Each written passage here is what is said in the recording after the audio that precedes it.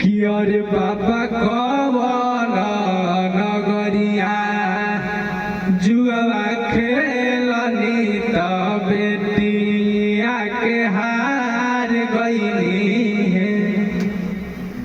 कियर बेटिया धन गरिया जुआ खेलनी त तोहरा के हार गईनी हो।